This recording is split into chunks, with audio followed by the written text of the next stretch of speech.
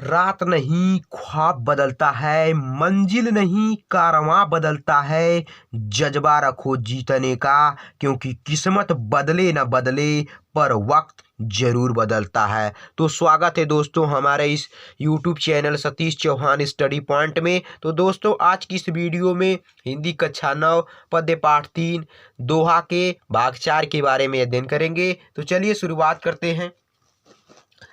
कदली सीप भुजंग मुख स्वाति एक गुण तीन, जैसी संगति बैठिए तैसोई फल दीन।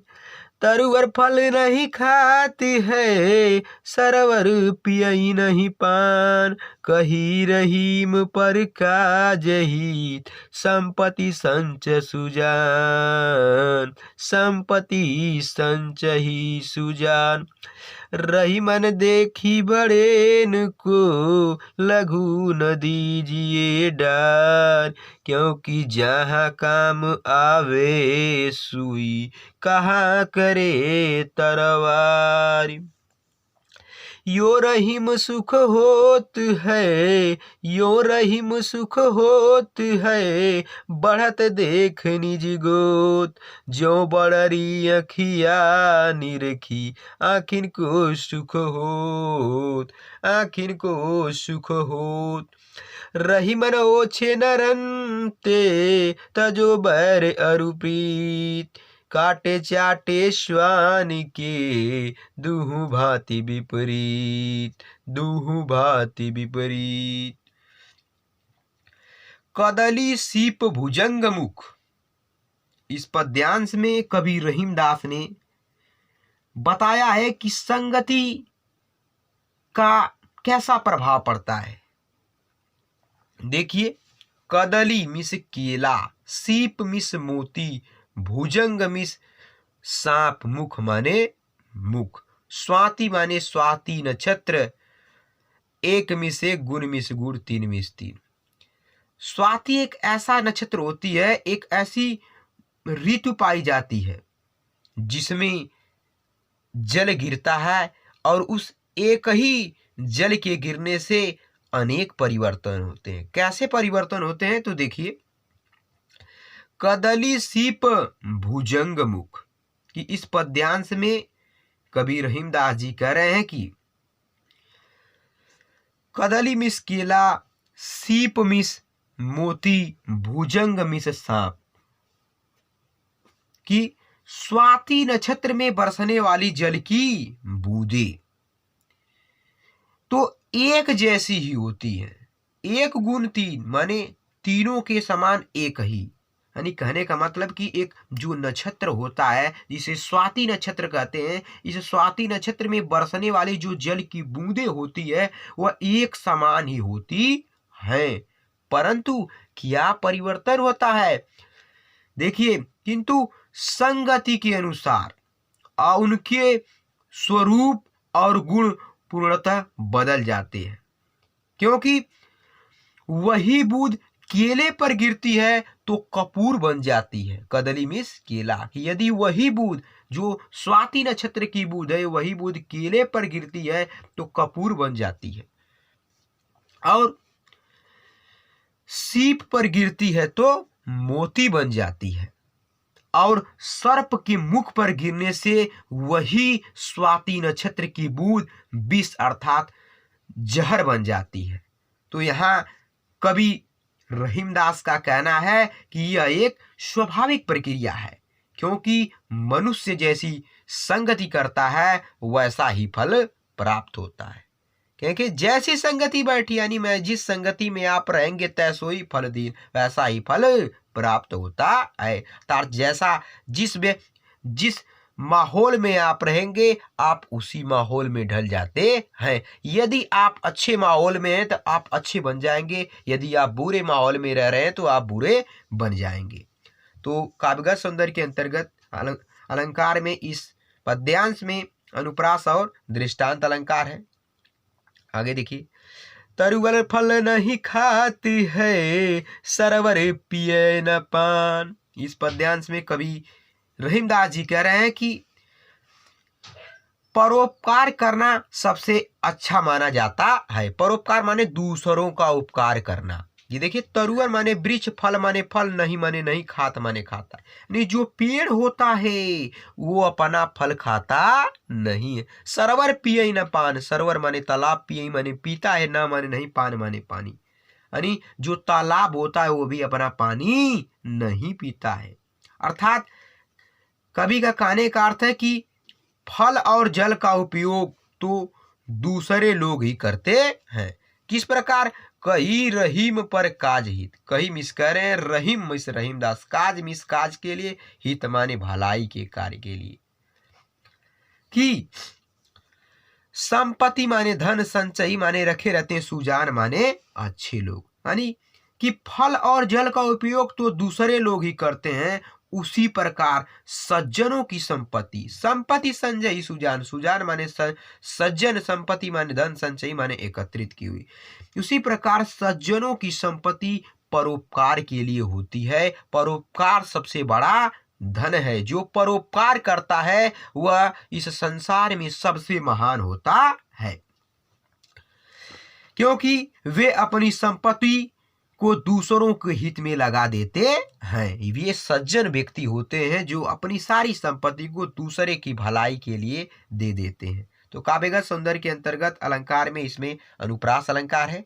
आगे देखिए, रही मन देखी बड़ेन को लघु न दीजिए डार, जहाँ काम आवे सुई कहाँ करे तलवारी। इस पद्यांश में कवि ने बताया है कि समय अनुसार प्रत्येक वस्तु का महत्व होता है, चाहे वह बहुत छोटी ही क्यों न हो। देखिए, रहीमन देखी बड़ेन को, रहीमन मिस रहीम देखी माने देख कर, बड़ेन माने बड़े लोगों को। कि कवि रहीम जी कहते हैं कि बड़े लोगों को देख कर, लघु न दीजिए डारी, लघु माने छोटा, न मिस नहीं, दीजिए मिस डार, दीजिए डारी माने त्यागना या निरादर करना। यानी कह रहे हैं कि बड़े लोगों को देखकर छोटों का निरादर नहीं करना चाहिए। हमें छोटे लोगों का अपमान नहीं करना चाहिए, उनका साथ नहीं छोड़ना चाहिए। क्यों नहीं छोड़ना चाहिए?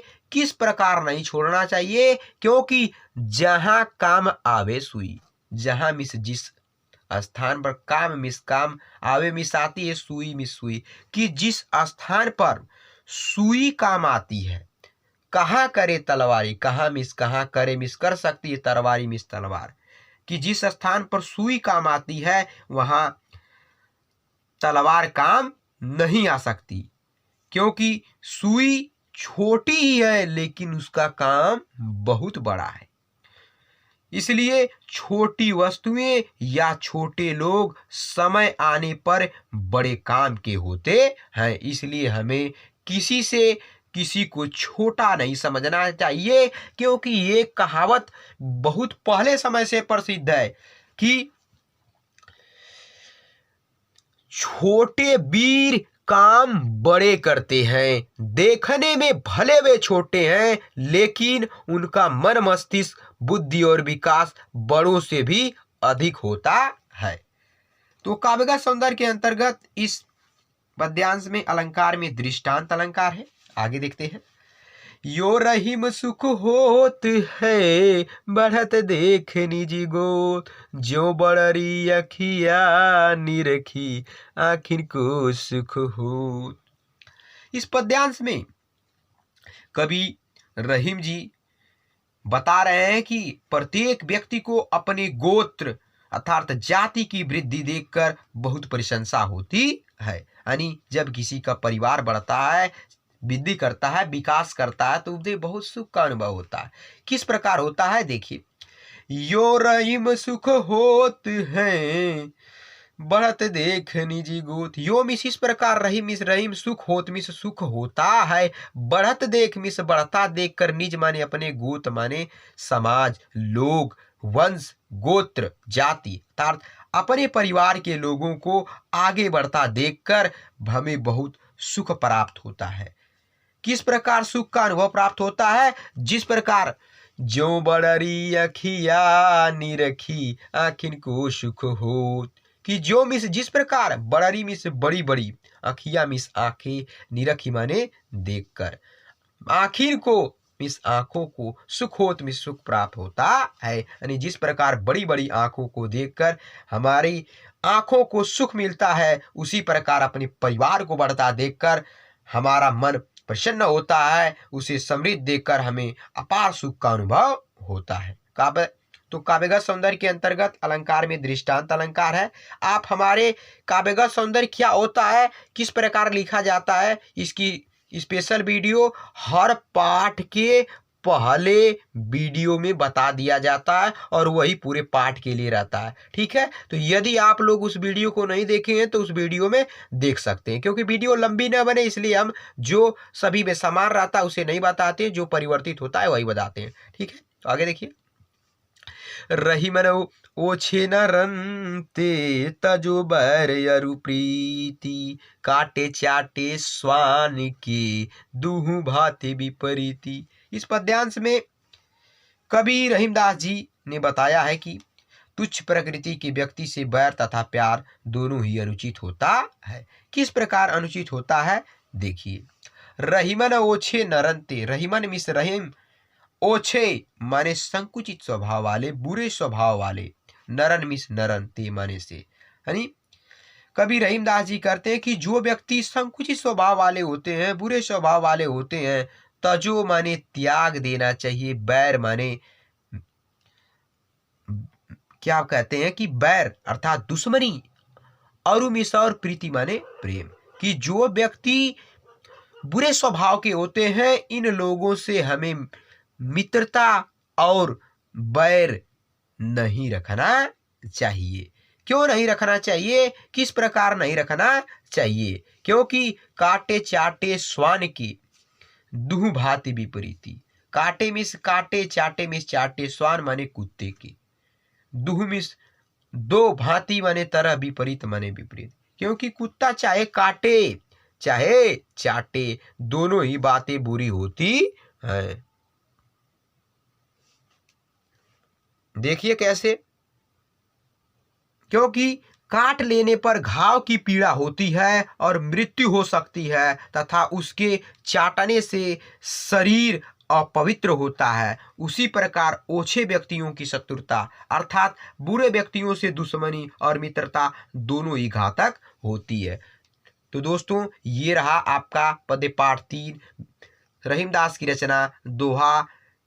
ठीक है दोस्तों, यदि वीडियो पसंद आए तो इसे लाइक शेयर और कमेंट करिए। यदि चैनल पर नए हैं प्लीज़ चैनल को सब्सक्राइब कर लीजिए और बेल आइकन को प्रेस कर दीजिए ताकि आने वाली वीडियो की नोटिफिकेशन मिलती रहे। तो काव्यगत सौंदर्य में अलंकार में दृष्टांत और अनुप्रास अलंकार है। ठीक है दोस्तों, तो अगले वीडियो मिलते हैं, तब तक के लिए बाय बाय, धन्यवाद।